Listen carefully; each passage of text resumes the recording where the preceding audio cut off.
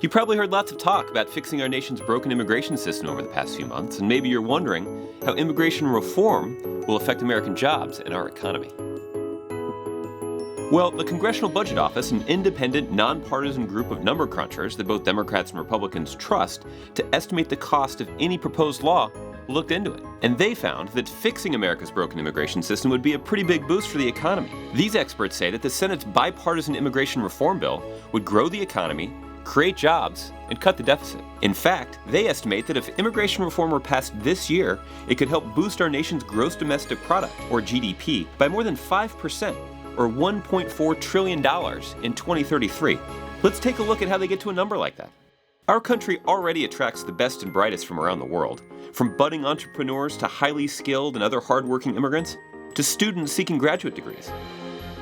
But the current broken system often prevents them, and their ideas, from staying in the U.S. Immigration reform will make it easier for entrepreneurs to come here and start businesses, creating good jobs for American workers. Reform will make it easier for highly skilled immigrants and those educated in U.S. colleges and universities to work right here in America, developing the new technologies and innovative processes that make our economy more productive and more competitive. And a highly skilled workforce in a more productive economy increases the rate of return for businesses and companies who invest in the United States of America.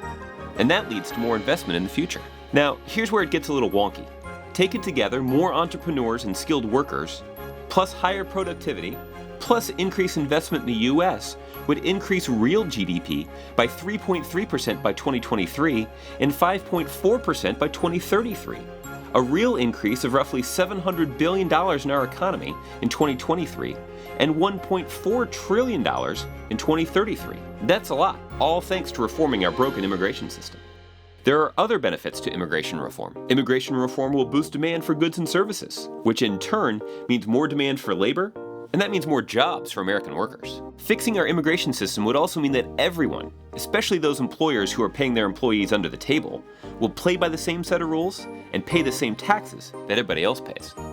The amount of money these workers and employers will pay in taxes will reduce our deficit, the difference between what the government receives and what it spends, by nearly $850 billion over the next 2 decades.